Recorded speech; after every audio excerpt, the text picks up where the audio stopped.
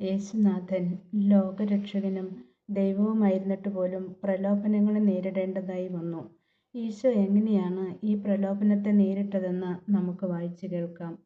യേശു യോഹന്നാനിൽ നിന്നും സ്നാനം സ്വീകരിക്കാൻ ഗലീലയിൽ നിന്നും ജോർദാനിൽ അവൻ്റെ അടുത്തേക്ക് വന്നു.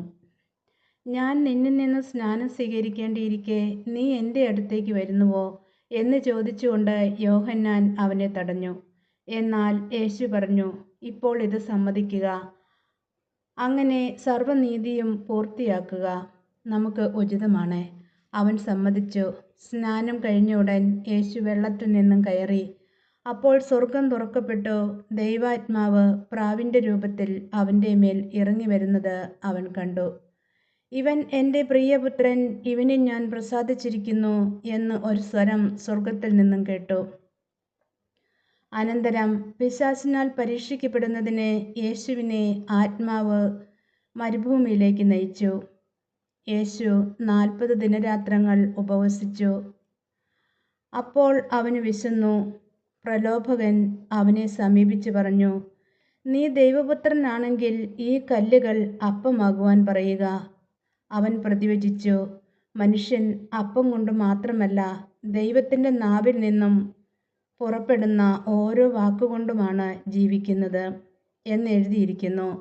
അനന്തരം പിശാച് അവനെ വിശുദ്ധ നഗരത്തിലേക്ക് കൂട്ടിക്കൊണ്ടുപോയി ദേവാലയത്തിൻ്റെ അഗ്രത്തിൽ കയറ്റി നിർത്തിയിട്ട് പറഞ്ഞു, നീ ദൈവപുത്രനാണെങ്കിൽ താഴേക്ക് ചാടുക. നിന്നെക്കുറിച്ച് അവൻ തൻ്റെ ദൂതന്മാർക്ക് കൽപ്പന നൽകും. നിന്റെ പാദം കല്ലിൽ തട്ടാതിരിക്കാൻ അവർ നിന്നെ കൈകളിൽ താങ്ങിക്കൊള്ളും എന്ന് എഴുതപ്പെട്ടിരിക്കുന്നു. യേശു പറഞ്ഞു, നിന്റെ ദൈവമായ കർത്താവിനെ പരീക്ഷിക്കരുത് എന്നുകൂടി എഴുതപ്പെട്ടിരിക്കുന്നു. വീണ്ടും പിശാച് വളരെ ഉയർന്ന ഒരു മലയിലേക്ക് അവനെ കൂട്ടിക്കൊണ്ടുപോയി. ലോകത്തിലെ എല്ലാ രാജ്യങ്ങളും അവയുടെ മഹത്വവും അവനെ കാണിച്ചുകൊണ്ട് അവനോട് പറഞ്ഞു, നീ സാഷ്ടാംഗം പ്രണമിച്ച് എന്നെ ആരാധിച്ചാൽ ഇവയെല്ലാം നിനക്ക് ഞാൻ നൽകും. യേശു കൽപ്പിച്ചു, സാത്താനെ, ദൂരെ പോവുക. എന്തെന്നാൽ നിന്റെ ദൈവമായ കർത്താവിനെ ആരാധിക്കണം, അവിടുത്തെ മാത്രമേ പൂജിക്കാവൂ എന്ന് എഴുതപ്പെട്ടിരിക്കുന്നു. അപ്പോൾ പിശാച് അവനെ വിട്ടുപോയി. ദൈവദൂതന്മാർ അടുത്തു വന്ന് അവനെ ശുശ്രൂഷിച്ചു. പ്രലോഭനങ്ങളിൽ തിരുവചനങ്ങളാണ് യേശുനാഥൻ എടുത്ത് ഉപയോഗിക്കുന്നത് എന്ന് നമുക്കിവിടെ കാണുവാൻ സാധിക്കും.